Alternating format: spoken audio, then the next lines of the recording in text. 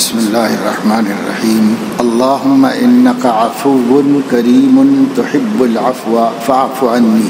سنن ترمذی کتاب الدعوات میں یہ حدیث موجود ہے۔ اے اللہ، آپ بہت معاف کرنے والے ہیں، کرم کرنے والے ہیں، معاف کرنے کو محبوب رکھتے ہیں، پس مجھے بھی معاف کر دیجیے۔ یہاں عفو اسم مبالغہ ہے۔ انک عفو کی شرح میں ملا علی قاری محدث عظیم نے لکھا ہے انک عفو اے انت کثیر العفو، آپ بہت معاف کرنے والے ہیں۔ کثیر العفو تو آپ ہیں، لیکن بعض وقت کثیر العفو کو بھی بار بار معاف کرنے سے تکلیف ہو سکتی ہے کہ میں نے اتنی مرتبہ معاف کیا مگر یہ پھر بھی باز نہیں آتا، لہذا حضور علیہ الصلاۃ والسلام نے امت کو سکھایا کہ تم اللہ سے عفو کے بعد تحب العفو بھی کہو۔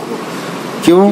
میں اللہ کا مزاج سمجھتا ہوں، اللہ کا مجھ سے بڑھ کر مزاج شناس کائنات میں کوئی نہ تھا، نہ ہے، نہ آئندہ ہوگا کہ آپ کثیر العفو ہی نہیں، صرف بہت زیادہ معاف کرنے والے ہی نہیں ہیں بلکہ معاف کرنے کو محبوب بھی رکھتے ہیں۔ کریمن کی شرح اور کریمن کے معنی ہیں کہ جو نالائق ہیں، گناہ کرتے کرتے نہایت ہی زیادہ بغیرت ہو چکے ہیں اور قانونی طور پر وہ معافی کے اہل نہیں رہے، لیکن آپ نالائقوں کو بھی معاف کرنے پر قادر ہیں۔ الکریم هو الذی یعطی بدون الاستحقاق، ہمارا حق نہیں بنتا مگر آپ اپنی رحمت و مہربانی سے ہم کو محروم نہیں فرمائیے۔ شیخ الحدیث مولانا زکریا صاحب رحمۃ اللہ علیہ کا جب انتقال ہو رہا تھا تو وہ یہی نام یعنی یا کریم لیتے لیتے دنیا سے چلے گئے۔ تو کریم کی 4 تعریفوں کا استحضار رکھیے۔ نمبر 1 الذی یعطی بدون الاستحقاق، کریم اس کو کہتے ہیں جو نالائقوں کو بھی معاف کر دے۔ نمبر 2 الذی یتفضل علینا ولا یخاف نفاد ما عنده، کریم وہ ہے جو اتنی مہربانی کرے ہم پر اور اتنی عطا کرے کہ اس کے ختم ہونے کا اس کو اندیشہ نہ ہو، یعنی جو غیر محدود خزانہ رکھتا ہو۔ نمبر 3 الذی یتفضل علینا بدون مسألۃ ولا سؤال، کریم وہ ہے جو بندے پر مہربانی کرتا ہے بغیر مانگے، بغیر سوال کیے، جو بن مانگے دیتا ہے، بغیر سوال کے بھی مہربانی کرتا ہے۔ کیا ہم لوگوں نے عالم ارواح میں اللہ میاں کو درخواست پیش کی تھی کہ ہم کو مسلمان گھرانے میں پیدا کریں؟ کیا یہ مالک کا کرم نہیں ہے کہ ہم کو مسلمان پیدا کیا؟ اگر یہودی یا ہندو کے یہاں پیدا ہوتے تو رام نارائن ہوتے، مسٹر چندر پرکاش یا سیتا رام ہوتے۔ ایک دفعہ الہ آباد میں ایک مشاعرہ ہوا، مشاعرے کے صدر کا نام سیتا رام تھا۔ اکبر الہ آبادی بڑے ظریف الطبع شاعر تھے، انہوں نے ایسا شعر کہا کہ سیتا رام مارے شرم کے اسٹیج چھوڑ کر چپکے سے کھسک گیا۔ وہ شعر تھا نر ہے یا مادہ عجب ترکیب ہے اس نام کی، کچھ حقیقت ہی نہیں کھلتی ہے سیتا رام کی۔ تو سیتا عورت کا نام ہے اور رام مرد۔ کریمن کی 4تھی تعریف ہے الذی یتفضل علینا فوق ما نتمنى به، جو ہماری تمناؤں سے زیادہ دیتا ہے۔ مانگی تھی 1 بوتل شہد، دے دی 2.5 من کی مشق۔ جب کوئی حج عمرہ کرنے جاتا ہے تو میں یہ سکھاتا ہوں کہ اللہم انک عفو کریم ضرور پڑھنا، کیونکہ بادشاہوں کے یہاں جب لوگ جاتے ہیں تو بادشاہ کی پسند ناپسند کا علم اس کے قریب والوں سے ہوتا ہے۔ تو اللہ تعالیٰ کو کیا چیز پسند ہے وہ ہمیں ترمذی شریف کی اس حدیث میں حضور علیہ السلام سے مل گئی کہ جب کعبہ شریف جاؤ حج کرنے یا عمرہ کرنے تو اللہم انک عفو کریم تحب العفو فاعف عنا زیادہ پڑھو۔ یہ اللہ کے دربار کی حاضری کے لیے بندوں کی طرف سے عجیب و غریب عظیم الشان تحفہ ہے۔ جو میرے خصوصی احباب ہیں وہ یہ نہ سوچیں یہ تو میں سن چکا ہوں، یہ شیطان کی بہت بڑی تلبیس ہے۔ شیخ اور مربی سے اضافہ علوم کی فکر مت کرو، اضافہ کیفیت احسانیہ لو کہ جو درد اس کے دل میں ہے وہ درد ہمارے اندر آ جائے۔ چاہے ایک مضمون کو 50 دفعے بیان کرے مگر ہر دفعہ اس کی کیفیت احسانیہ الگ ہوگی۔ تو شیطان بے وقوف بناتا لگتا ہے کہ یہ مضمون تو میں بہت سن چکا ہوں، لہذا اضافہ علم کا وسوسہ بھی نہ لاؤ، بس یہی سوچو کہ میرے مربی کے قلب کا درد دل اور کیفیت احسانیہ میرے قلب میں منتقل ہو جائے۔ علوم کی کمیات تو آپ کو مدرسوں سے ملتی ہیں، اللہ والوں اور ان کے غلاموں سے کمیات علمیہ نہیں کیفیات احسانیہ ملتی ہیں۔ مدرسہ ہمیں علم منزل دیتا ہے اور اللہ ہم کو بلوغ منزل یعنی منزل تک پہنچنا سکھاتا۔ مدرسہ ہمیں عالم منزل بناتا ہے، خانقاہیں اور اللہ والے ہمیں بالغ منزل بناتے ہیں، کیونکہ ہدایت کے دو مفہوم ہیں، اراءۃ الطریق اور ایصال المطلوب۔ تو مدرسہ ہمیں اراءۃ الطریق کرتا ہے اور اللہ والے ہمیں ایصال المطلوب کرتے ہیں، یعنی منزل تک پہنچا دیتے ہیں۔ تحب العفو کی شرح تو اللہم انک عفو کریم، اے اللہ آپ بہت کثیر العفو ہیں، کریم ہیں۔ آگے عجیب و غریب جملہ ہے، تحب العفو، بس یہ تحفہ ہے۔ بادشاہوں کے ہاں جاتے ہیں تو پوچھتے ہیں کہ بادشاہ کو کیا پسند ہے۔ اب حضور صلی اللہ علیہ وسلم کی اس حدیث سے بڑھ کر ہم اللہ کے قابل محبوب تحفہ کہاں سے لاتے؟ سرور عالم صلی اللہ علیہ وسلم نے ہم پر احسان فرمایا اور احسان فرمایا کہ مزاج الوہیت کی صحیح نشاندہی اور معرفت حاصل کر کے امت کو بتا دیا کہ تم اللہ کو یہ تحفہ دیا کرو، اللہ کے لائق تمہارے پاس کچھ نہیں ہے، بس یہ کہو کہ تحب العفو، آپ کا محبوب تحفہ یہ ہے کہ جب آپ کسی بندے کو معافی دیتے ہیں تو معافی دینے کا عمل آپ کو بہت محبوب ہے۔ جب معاف کرنا آپ کا محبوب مشغلہ ہے، محبوب شکار ہے، محبوب عمل ہے، تو پھر محبوب عمل میں آپ دیر نہ کیجیے۔ فاعف عنی، اس میں فائے تعقیبیہ ہے، یعنی بس جلدی سے معاف کر دیجیے، کیونکہ شکار کا شوقین سامنے آنے پر اس کو شکار کرنے میں تاخیر نہیں کرتا۔ تو اے خدا آپ بھی تاخیر نہ فرمائیے اور جلدی سے ہمیں معاف کر کے آپ اپنا محبوب عمل فرما لیں تاکہ ہمارا بیڑا پار ہو جائے۔ یہ بتاؤ کہ کوئی شخص ہرن کا شکاری ہو، جنگل میں جا رہا ہو کہ اچانک ہرن نظر آ جائے تو اسے خوشی ہوتی ہے یا نہیں؟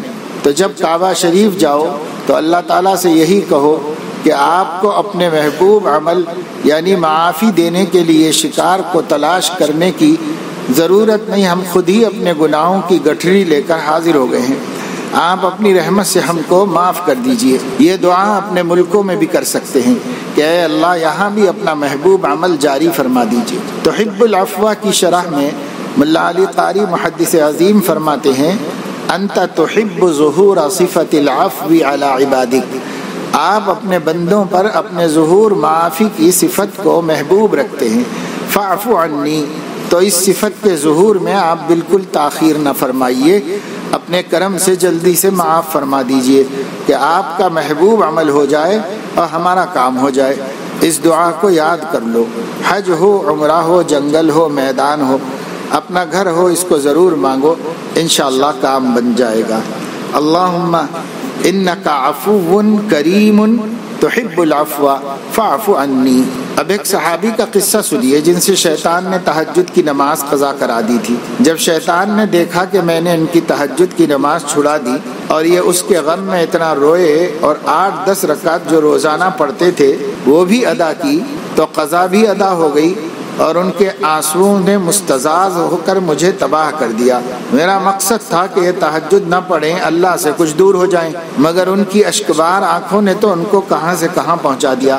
ہمارا کاروبار اور بزنس لاس میں گیا۔ لہذا دوسرے دن ابلیس انسان کی شکل میں آیا اور امیر المومنین حضرت معاویہ رضی اللہ عنہ کے بالا خانے پر پہنچ کر ان کے پیر دبانے لگا اور کہا، حضرت امیر المومنین اٹھ جائیے، تہجد پڑھ لیجئے۔ مولانا رومی نے یہ قصہ بیان کیا ہے۔ تو حضرت امیر المومنین نے ابلیس سے پوچھا کہ تم کون ہو؟ امیر المومنین کے گھر میں بالا خانے پر کہاں سے آ گئے، حالانکہ باہر چوکیدار موجود ہے؟ تو اس نے کہا کہ میں جہاں چاہتا ہوں چلا جاتا ہوں۔ تو فرمایا کہ تیرا نام کیا ہے؟ اس نے کہا میرا نام نہ پوچھیے، میں بہت بدنام ہوں۔ انہوں نے فرمایا کہ بتانا پڑے گا ورنہ ابھی ڈنڈے لگاتا ہوں۔ اس نے کہا میرا نام ابلیس ہے۔ تو فرمایا ظالم تو گناہ کی طرف لے جاتا ہے، مجھے تہجد کے لیے کیوں اٹھا رہا ہے؟ آج نیک کام کیسے کر لیا؟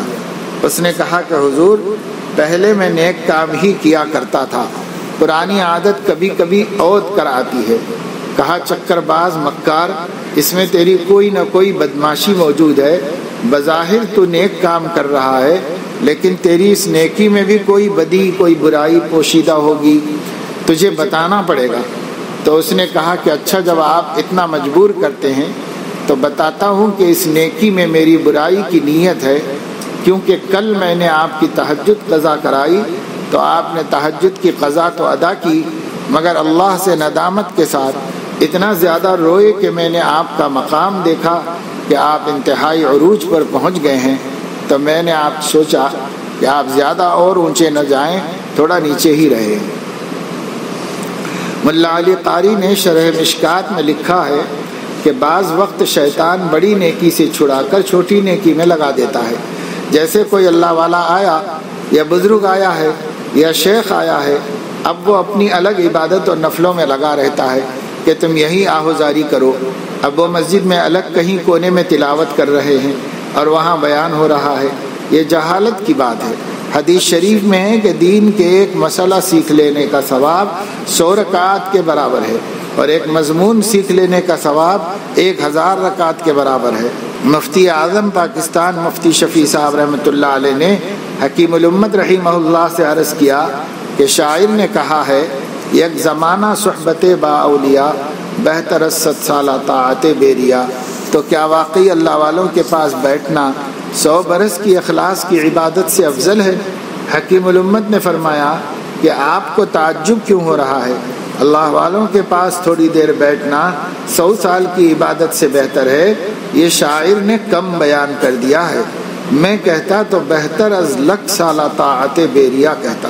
اللہ والوں کے پاس تھوڑی دیر بیٹھنا 1,00,000 سال کی عبادت سے افضل ہے، اور اس کی وجہ یہ ہے کہ شیطان نے لاکھوں سال عبادت کی تھی مگر کثرت عبادت سے دائرہ مردودیت سے نہیں بچ سکا، دائرہ اسلام سے اس کا خروج ہو گیا۔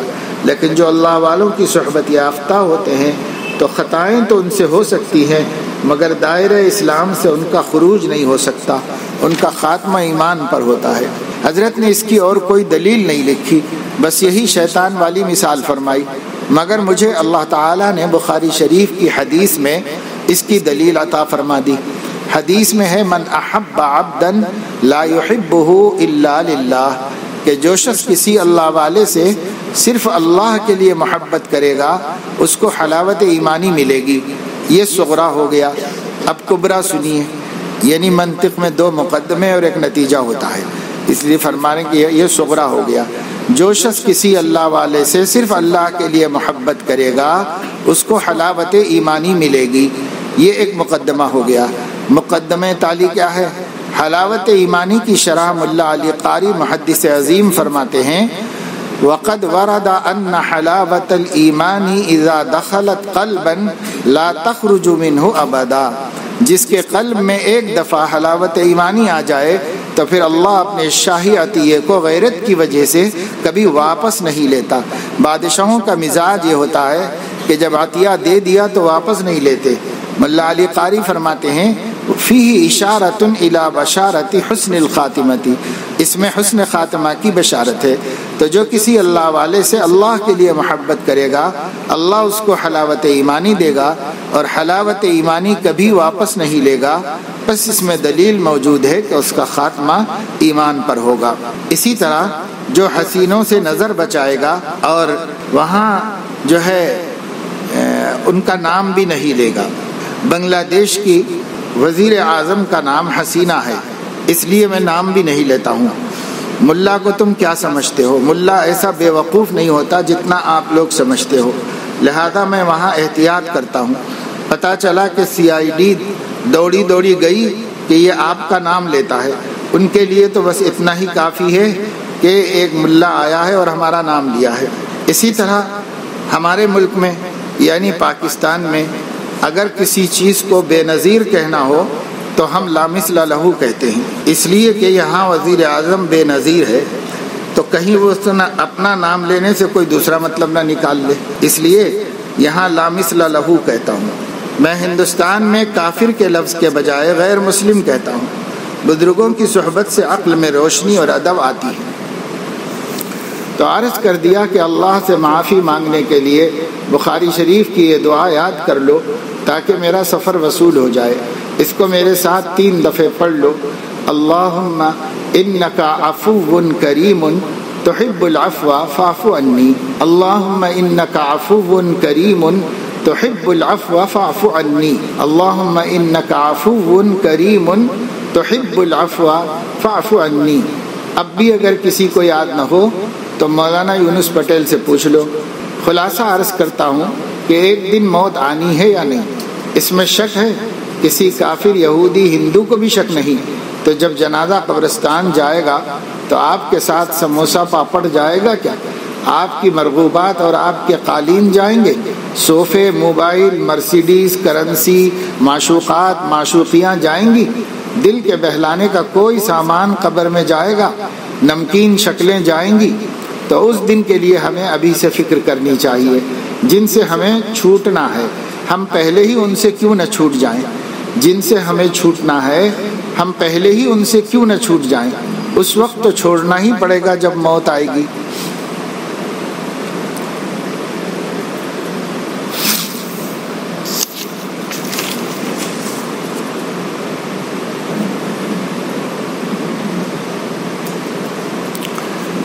واللہ قسم کھا کر کہتا ہوں کہ دنیا میں جتنے عاشق مجاز ہیں یہ سب غدار اور بے وفا ہیں، انسانیت کا خون کرنے والے، آبرو انسانیت کو قبر میں دفن کرتے ہیں.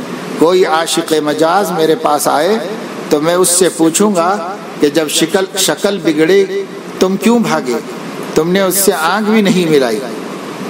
اگر دنیا میں محبت کوئی چیز ہے تو صرف اللہ کی ہے اور اللہ والوں کی ہے اور بیوی بچوں کی ہے. اور جو چیزیں حلال ہیں اللہ جہاں ہوگا وہیں سچائی ہوگی.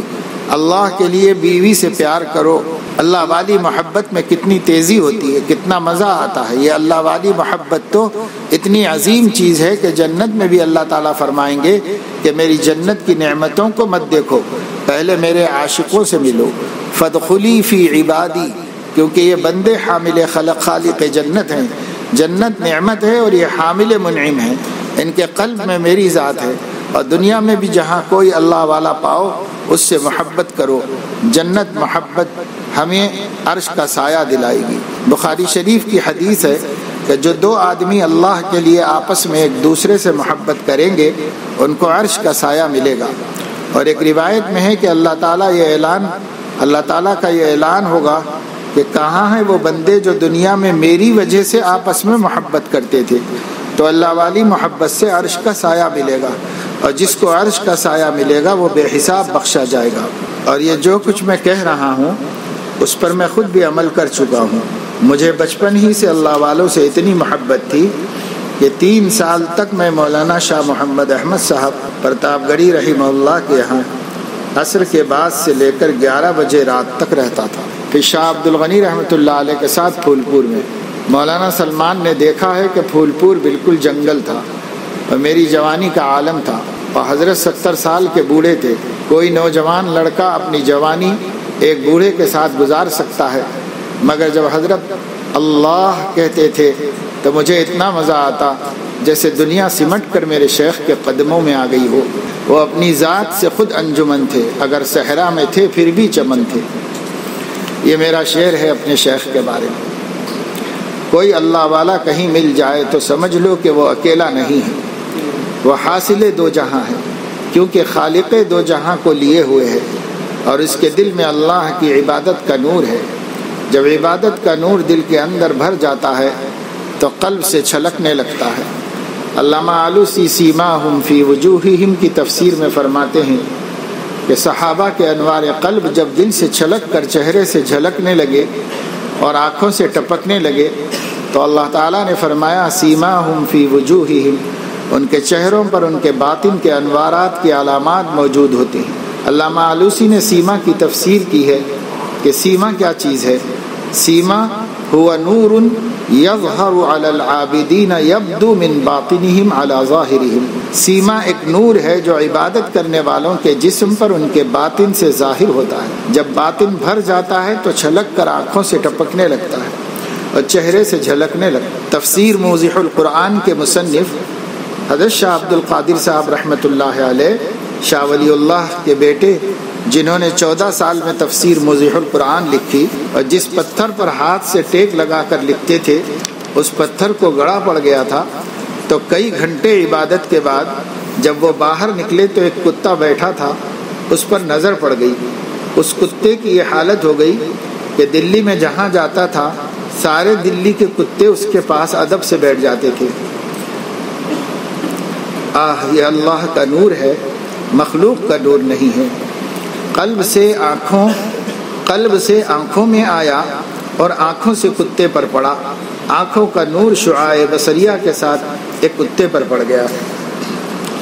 حضرت حکیم الامت تھانوی رحمۃ اللہ علیہ فرماتے ہیں کہ کتوں کا مزاج یہ ہے کہ دوسرا کتا ان کے پاس چلا جائے تو بھونکنے لگتے ہیں، اور جب تک وہ کتا دونوں ٹانگوں کے بیچ میں دم نہ دبا لے، علامت شکست نہ پیش کرے، چھوڑتے نہیں ہیں۔ لیکن اس کتے کو اللہ نے وہ عزت دی کہ پوری دلی میں جہاں جاتا تھا سارے کتے اس کے سامنے بادب بیٹھ جاتے تھے، گویا کتوں کا پیر بن گیا تھا۔ اصحاب کہف کا جو کتا تھا قطمیر، اس کے لیے علامہ آلوسی نے لکھا ہے کہ چونکہ اللہ والوں کی نظر برابر اس پر پڑتی رہی تو وہ جنت میں جائے گا، تو جب اللہ والوں کی نگاہوں سے کتا جنتی بن سکتا ہے تو انسان کا کیا حال ہوگا۔ اب میں حکیم الامت کا ایک جملہ نقل کرتا ہوں، فرمایا کہ جن کی نگاہوں سے جانور بھی محروم نہیں رہتے تو انسان کیسے محروم رہے گا۔ تو اللہ کا شکر ہے کہ اختر پر 3 سال مولانا شاہ محمد احمد صاحب رحمۃ اللہ علیہ کی نظر پڑی، 17 سال شاہ عبد الغنی رحمۃ اللہ علیہ کی نظر پڑی، اور اب شیخ و مرشد مولانا شاہ ابرار الحق صاحب دامت برکاتہم کی نظر پڑ رہی ہے۔ حضرت جب کراچی آتے ہیں پھر میں گھر میں نہیں رہتا، جہاں حضرت جاتے ہیں میں حضرت کے ساتھ رہتا ہوں۔ ایک صاحب نے پوچھا کہ بھائی شیخ کے ساتھ کہاں تک جاؤ گے؟ میں نے کہا کہ کراچی سے خیبر تک، جب میرا شیخ بارڈر کراس کرے گا تب میں مجبور ہو کر رکوں گا۔ تو اہل اللہ سے محبت کرنا جنتی ذوق ہے، جنتی ہونے کی علامت ہے۔ اللہ فرمائیں گے کہ جنت میں جا تو رہے ہو لیکن فادخلی فی عبادی، پہلے میرے عاشقوں سے ملو، حامل نسبت الہیہ، حامل تجلیات الہیہ، حامل خالق جنت جو بیٹھے ہیں پہلے ان سے ملو۔ حوریں و جنت مخلوق ہے اور وہ خالق کو دل میں لیے بیٹھے ہیں، لہذا جنت کو بعد میں دیکھنا۔ میرے شیخ شاہ عبد الغنی رحمۃ اللہ علیہ فرماتے تھے کہ جنت مکان ہے اور اہل اللہ اس کے مکین ہیں، اور مکین افضل ہوتا ہے مکان سے۔ تو جب افضل اور فاضل 2 چیزیں ہوں تو پہلے افضل کو لیں گے، لہذا افضل کی ملاقات پہلے ہے۔ آپ سب لوگ دعا کرو کہ اللہ میری جان میں 1 کروڑ جانیں عطا فرما دے۔ میں خاموش رہتا ہوں مگر میرے دل پر کیا گزر جاتی ہے میں ہی جانتا ہوں۔ میں ذوف کی وجہ سے مجبوراً خاموش ہوتا ہوں، ورنہ میرا درد مجھے خاموش رہنے نہیں دیتا۔ حکیم الامت فرماتے ہیں کہ اصل میں دعوت اللہ کی مثال ایسی ہے جیسے کسی بہو نے اپنی ساس سے کہا کہ اماں جان جب میرا بچہ پیدا ہو تو جگہ دینا۔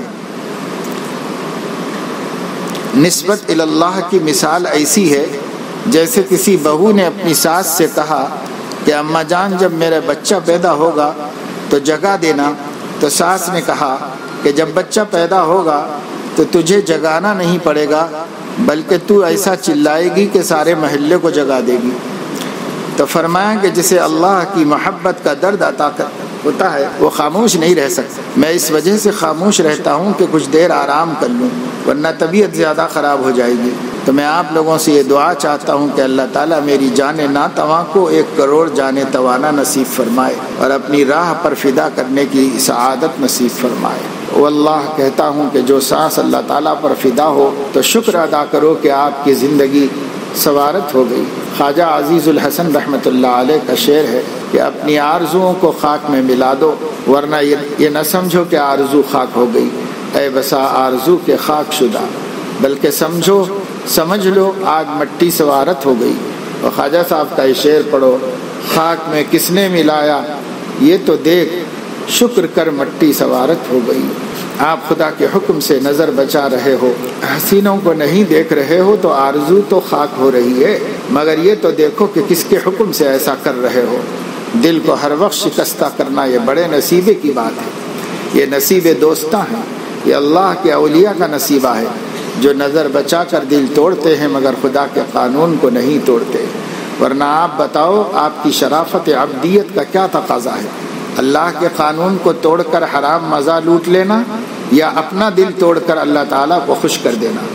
بندگی کی معراج اور حق تعالیٰ کی رضا کی کیا قیمت ہے؟ اب اگر اس زمانے میں کوئی کہے کہ صاحب بڑی اوریانی ہے کہاں تک بچیں، تو یہ بتائیے کہ اگر مٹھائی کی دکانیں زیادہ کھل جائے تو آپ کا کیا نقصان ہے؟ اوریانی زیادہ ہے تو حلوہ ایمانی کی فراوانی بھی تو ہے، اگر کثرت اوریانی ہے تو حلوہ ایمانی کی فراوانی ہے۔ نظر بچاؤ اور غم اٹھاؤ، ایسے دل پر جو ہر وقت غم اٹھائے گا اللہ تعالیٰ کو پیار نہ آئے گا، ایسے دلوں پر حق تعالیٰ کی تجلیات خاصہ کا نزول ہر وقت رہے گا۔ گزشتہ جمعے میں تو سفر میں تھا، اس سے پہلے میں نے آپ کو نسبت مع اللہ سے حضرت کے کچھ مواعظ و ملفوظات سنائے تھے، آج بھی یہی سنائے گئے ہیں۔ منشا یہ ہے کہ ہم اپنے آپ کو مضبوط کریں، اپنے دلوں کو مضبوط کریں، اور جب ایسے ماحولوں میں رہیں جن ماحولوں میں گناہوں کا شیوع ہو اور ہر طرف بے حجابی و بے پردگی ہو، عورتیں ننگے سر کھلے بدن موجود ہو، حتیٰ کہ بہت سے گھرانوں کے اندر بھی، نمازی گھرانوں کے اندر بھی، دیندار سمجھے جانے والے گھرانوں کے اندر بھی لڑکیوں کا لباس بہت ہی نامناسب لباس ہے۔ اس لیے انسان اگر کسی کے ہاتھ میں لیمبو کٹتا ہوا دیکھتا ہے تو اس کے منہ میں پانی آ جاتا ہے، حالانکہ نہ اس نے کاٹا، نہ اس نے سونگھا، نہ اس نے چوسا، کچھ بھی نہیں کیا، دوسرا شخص کاٹ رہا ہے لیمبو اور اس کے منہ میں پانی آ رہا ہے۔ یہ دیکھنے کا اثر قلب پر حسی طور پر بھی ہوتا ہے۔ جب حسی طور پر دیکھنے کا اثر ان چیزوں سے ہوتا ہے تو ایسے ہی وہ چیزیں جنہیں اللہ نے قلب کو رغبت عطا فرما دی ہے مگر حرام کر دیا ہے، یہ نامحرموں کی شکلیں ہیں، ان سے اللہ نے دل کو رغبت تو دی ہے، کیونکہ دل اچھی چیز کو اور حسین منظر کو دیکھ کے بہت خوش ہوتا ہے اور کریم منظر کو دیکھ کے رنجیدہ ہوتا ہے، اس لیے اس کی خواہش ترجیحی طور پر یہ ہوتی ہے کہ وہ حسین مناظر کو دیکھ۔ اللہ نے دل کی اس پیاس کو بجھانے کے لیے آنکھوں کے واسطے کچھ حسین مناظر کو، اچھے مناظر کو حلال کر دیا ہے اور کچھ مناظر کو حرام۔ آپ سینریز دیکھ سکتے ہیں، ہریالی دیکھ سکتے ہیں، کوئی پارک ہو اس پارک کے اندر درختوں کو، پھولوں کو دیکھ سکتے ہیں، اس سے اپنے آنکھ کی پیاس بجھا سکتے ہیں۔ آپ ماں باپ کو دیکھ سکتے ہیں، حلال رشتوں کو دیکھ سکتے ہیں اور اپنے آنکھ کی پیاس بجھا سکتے ہیں، لیکن جو حرام رشتے ہیں ان کو دیکھنا، یا سڑکوں پہ، بازاروں میں، راستوں میں، مسجد کو جاتے ہوئے، کچھ گھر میں ماں کے حکم سے سودا سلوف لینے کے لیے بازار جاتے آتے ہوئے، کسی کام سے کسی دوسرے کے گھر جاتے ہوئے، راستوں میں ہر طرف اس کے امکانات ہیں کہ نگاہیں خراب ہوں اور گندی و ناپاک ہو جائیں۔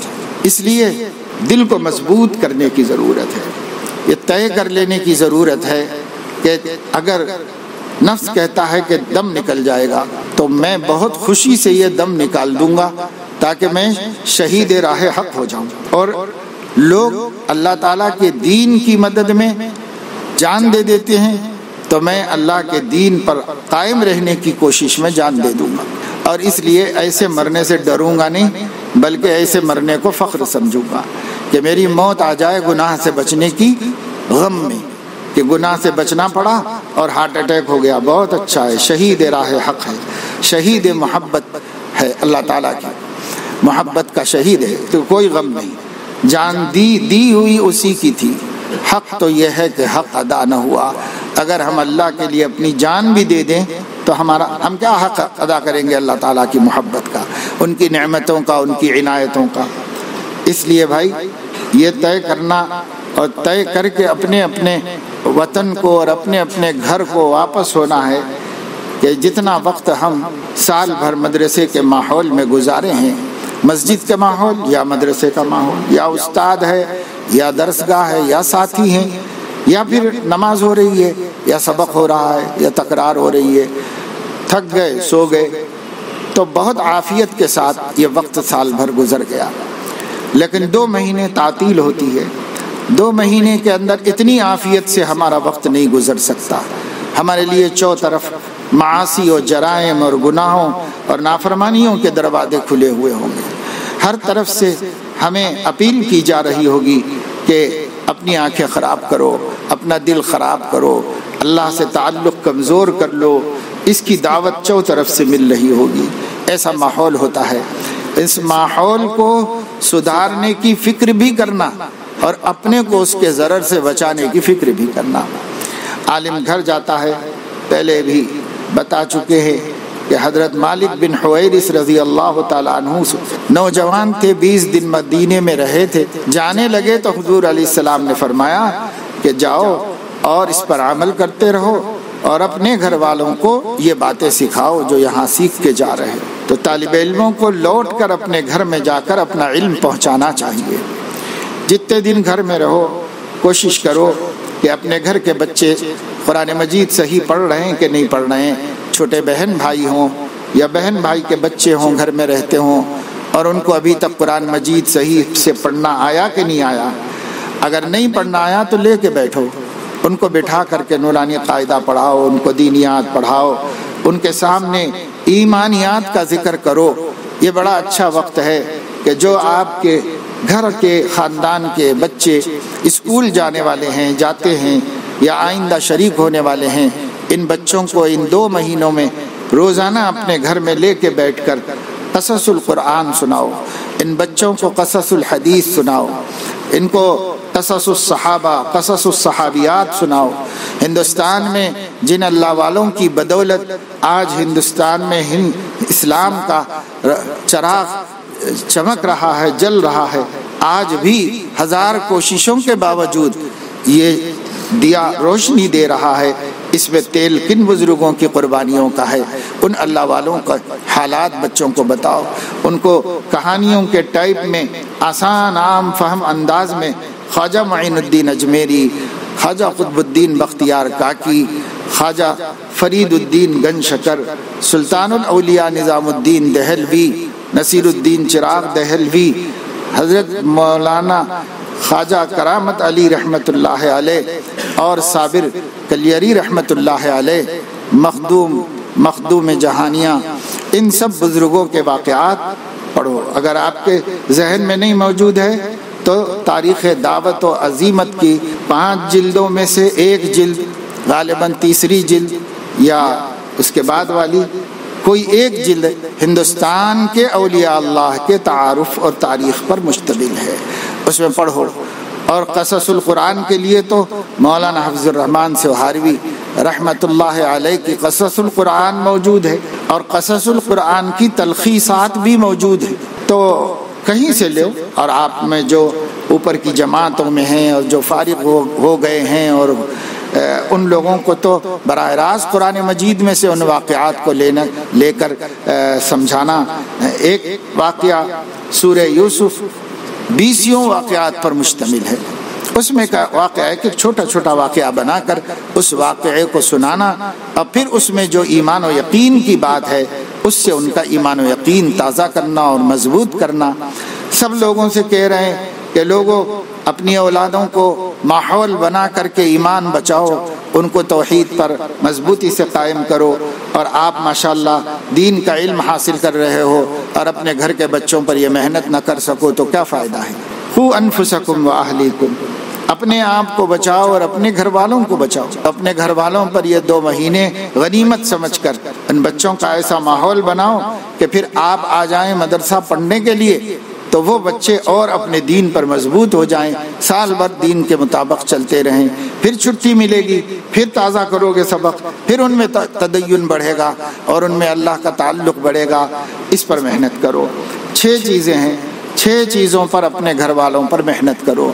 احترام اور ادب سے بڑوں پر بھی کرو، اور شفقت اور پیار سے چھوٹوں پر بھی کرو، اور 6 چیزوں پر محنت کرو، اپنے گھروں میں، اپنے دوستوں میں، لوگ ملنے کے لیے آئیں، پرانے لوگ جو اسکولوں کالجوں میں پڑھ رہے ہیں اور آپ ان کے ساتھ کھیل چکے ہو، ان سے دوستی ہے، اب جاؤ گے تو ملاقاتیں ہوں گی ان لوگوں سے، تو ان کے ساتھ بھی وہی معاملہ کرو جو صحابہ کا تھا، اجلس بنا ساعۃ نؤمن، بھائی تھوڑی دیر بیٹھو، ایمان کی باتیں کریں گے۔ فضول بکواسیں کرنے، ان کے ساتھ موبائل لے کے بیٹھنے، ان کے ساتھ سوشل میڈیا کی بکواس پر تبادلے خیال کرنے اور ان کے ساتھ غیر ضروری مباحث میں لگ کر اپنی عاقبت برباد کرنے کے بجائے وہاں پر ان کو لے کے ان کے ساتھ بھی ایمانی مذاکرہ کرو، دین کا مذاکرہ کرو، حضرت محمد صلی اللہ علیہ وسلم کے اچھے اچھے واقعات سناؤ، اس کا اثر ہوتا ہے، اس کا فائدہ ہوتا ہے اور نفع ہوتا ہے۔ جن کے قلوب صاف ستھرے ہوتے ہیں وہ اسے قبول کر لیتے ہیں۔ غیر مسلم بھی جب حضور علیہ السلام کے اچھے اچھے سچے واقعات سنائے جاتے ہیں تو ادب احترام سے سنتے ہیں اور اس کا اثر قبول کرتے ہیں۔ یہ تو مسلمان ہیں، اس لیے ان پر محنت کرو۔ 6 چیزیں کیا ہیں؟ نمبر 1 معرفت رب، ایسے باتیں بتاؤ، ایسے قصے سناؤ جس سے اللہ تعالیٰ کو بچے پہچانے، اللہ تعالیٰ کی معرفت حاصل ہو، اللہ تعالیٰ کی پہچان ان کو ملے، ان کے ہونے کا یقین ملے اور ان کی طاقت، ان کی قوت، ان کے با اختیار ہونے، معبود برحق ہونے، الہ واحد ہونے کے عقیدے ان کو سمجھ میں آئیں۔ ایسے اللہ کی معرفت پیدا کرو ان کے اندر۔ اور نمبر 2 عظمت مصطفیٰ، حضرت محمد صلی اللہ علیہ وسلم کی محبت ان کے دل میں پیدا ہونے، عظمت پیدا ہونے، شکوک و شبہات دور ہونے اور عقیدت ان کے اندر پیدا ہونے کے واسطے واقعات سناؤ سیرت کے، اور ان واقعات کی روشنی میں ان کے دلوں کو نبی سے قریب کرو اور ان کے دلوں میں نبی کی محبت کی دیا جلاؤ، شمع روشن کرو۔ یہ نمبر 2۔ اور نمبر 3 عظمت قرآن، قرآن کریم بہت بڑی کتاب ہے، کتنی بڑی کتاب ہے، کتنی عظیم کتاب ہے، اور اس کتاب کو کے اندر کیا کیا کمالات ہیں، کیا کیا اس میں خوبیاں ہیں۔ اس کتاب کو اتنا بچوں کو سمجھاؤ کہ اس عمر ہی سے، چھوٹی عمر ہی سے ان کو اللہ کی کتاب کو سمجھنے کا شوق پیدا ہو جائے اور اللہ کی کتاب کے پڑھنے کا ذوق پیدا ہو جائے۔ یہ قرآن کی عظمت۔ تو 3 باتیں ہو گئی، معرفت رب اور حب رسول اور عظمت قرآن، یہ 3 چیزیں۔ اور 3 چیزیں عقیدے سے متعلق، یہ بھی عقیدہ ہے لیکن اس کے ساتھ ساتھ کیفیت بھی پیدا ہوتی اور عمل بھی پیدا ہوگا۔ لیکن عقیدہ محض ماننے کی چیز ہوتی ہے، عمل سے اس کا تعلق نہیں ہوتا۔ تو عقیدوں میں سے 3 عقیدوں پر محنت کرو، یعنی عقیدہ توحید، عقیدہ رسالت اور عقیدہ آخرت۔ توحید کا مفہوم کیا ہے؟ توحید کا مطلب کیا ہے؟ جتنا سمجھ میں آ جائے گا توحید کا مفہوم، شرک سے نفرت ہوتی چلی جائے گی۔ اس لیے شرک سے نفرت کرانے کے بجائے توحید کی عظمت پیدا کرو، توحید کی حقیقت سمجھاؤ۔ جب آ جائے گی خود بخود نفرت ہو جائے گی شرک سے۔ شرک کو توحید قبول ہی نہیں کر سکتا۔ جب دل میں توحید جاگزی ہو جائے گی تو شرک کو ریجیکٹ کر دے گی۔ کہیں سے پیشکش کرو، کتنا قیمتی پیشکش کرو، اگر جس کو توحید کی لذت مل گئی ہے، حقیقت سمجھ میں آ گئی ہے، 10 کروڑ دے کر 1 مرتبہ زبان سے شرک کروانا چاہے تو شرک کا کوئی بولنے کے لیے بھی تیار نہیں ہوگا۔ کروڑوں کو جوتیوں میں سمجھے گا، اس کی کیا اہمیت ہے، میرے پاس توحید ہے۔ تو توحید بڑی چیز ہے۔ دل دارم جواہر پارے عشق است تحویلش، کہ دارت زیر گردوں میر سامانے کی من دارم۔ اتنا توحید۔ نمبر 2 عقیدہ رسالت، حضرت محمد صلی اللہ علیہ وسلم کو رسول کیوں کہا جاتا ہے اور وہ رسول کیسے ہیں، کس وجہ سے ہیں، اور رسالت کا مطلب کیا ہوتا ہے، اور جو رسالت ہے اس کی ہمیں کیوں ضرورت ہے اور کتنی سخت ضرورت ہے، اس کے اوپر روشنی ڈالنا، سمجھانا ان کے فہم کے مطابق، ساتھیوں کو ساتھیوں کے فہم کے مطابق، چھوٹوں کو چھوٹوں کے فہم کے مطابق، بڑوں کو ان کے فہم کے مطابق ان کے سامنے یہ باتیں رکھنا۔ اور نمبر 3 عقیدہ آخرت۔ دنیا میں جتنے جرائم ہوتے ہیں آخرت کا استحضار نہیں ہونے کی وجہ سے ہوتا، اور دنیا میں جہاں تقویٰ ملے گا وہ آخرت کے استحضار کی وجہ سے ملے۔ تو معصیت سے پاک زندگی عقیدہ آخرت کی مضبوطی کی بنیاد پر بنتی، اور معصیتوں کے اندر مبتلا زندگی عقیدہ آخرت کے کھوکھلے ہونے کی وجہ سے پیدا ہوتی ہیں اور غفلت آتی ہے۔ تو یہ تین 6 باتیں، ان 6 باتوں کو اپنے ذہن میں یا اپنی ڈائری میں نوٹ کرو اور یہ طے کر کے جاؤ کہ یہ وقت ہم اللہ کی نافرمانیوں میں گزارنے کے بجائے یہ 6 چیزوں پر، اپنے خاندان پر محنت کریں گے، اپنے دوستوں پر محنت کریں گے۔ محلے میں کوئی لوگ دینی مدرسے کے طالب علم ہیں، عزت و عظمت و محبت سے ملتے ہیں تو ان تک بھی پیغام پہنچائیں گے اور ان کے دل کو بھی اللہ سے جوڑیں گے۔ تو برائے وصل کردن آمدی، نے برائے فصل کردن آمدی۔ اللہ تعالیٰ نے موسیٰ علیہ السلام سے فرمایا، موسیٰ میں نے تم کو بندوں کو مجھ سے جوڑنے کے لیے بھیجا تھا، مجھ سے دور کرنے کے لیے نہیں بھیجا۔ ہم بھی وارثین انبیاء ہیں، ہمارا کام بھی بندوں کو خدا سے جوڑنا ہے، ہم سبب نہ بنے خدا سے کٹنے کا۔ اس لیے بھائی طے کرنا اور اللہ سے ارتباط مانگو، ربط مانگو اللہ سے، وہ ربط جو اصحاب کہف کو لاکھوں مشرکوں کے مقابلے میں، مشرک بادشاہ کے مقابلے میں، مشرک فوج کے مقابلے میں توحید کا گن گانے کی ہمت دے دی تھی، اس کو اللہ نے ایک ربط خفی قرار دیا ہے۔ وَرَبَطْنَا عَلَى قُلُوبِهِمْ إِذْ قَامُوا فَقَالُوا رَبُّنَا رَبُّ السَّمَاوَاتِ وَالْأَرْضِ لَن نَّدْعُوَ مِن دُونِهِ إِلَٰهًا لَقَدْ قُلْنَا إِذًا شَطَطًا هَٰؤُلَاءِ قَوْمٌ اتَّخَذُوا مِن دُونِهِ آلِهَةً لَوْلَا يَأْتُونَ عَلَيْهِم بِسُلْطَانٍ بَيِّنٍ۔ ہے کوئی دلیل تو لا کے بتائیں شرک کے جواز کی کوئی دلیل نہیں، اور جب نہیں ہے تو یہ جھوٹ ہے اللہ پر۔ ومن اظلم ممن افترى على الله كذبا، اللہ پر تہمت لگانے والے سے بڑھ کر جھوٹا ظالم کون ہو سکتا ہے؟ تو ایسی زبردست تقریر 1 منٹ کے اندر توحید کا اثبات اور شرک کا انکار، ان 3، 5 یا 7 نوجوانوں نے لاکھوں مشرکوں کے مقابلے میں ڈٹ کر بادشاہ کے سامنے کھڑے ہو کر کہی۔ کیسے کہی؟ تو ربطنا علی قلوبہم، ہم نے ان کے دل کو مضبوط کر دیا تھا، ہم نے اپنے دل کو اپنی تائید دے دی تھی، جس کی وجہ سے جو قوت اللہ تعالیٰ کی ہے وہ غیر مغلوب قوت ان کے دل کے اندر آ گئی تھی، اور اس غیر مغلوب قوت سے وہ غالب آ گئے اور مغلوب نہیں ہوئے۔ وَلِيَرْبِطَ عَلَى قُلُوبِكُمْ وَيُثَبِّتَ بِهِ الْأَقْدَامِ، ہمارے قدموں کی ثبات کا سبب، استقامت کا سبب وہ ربط ہے جو اللہ کی طرف سے ہمیں ملتا ہے۔ تو اس کو دعا میں مانگتے رہو۔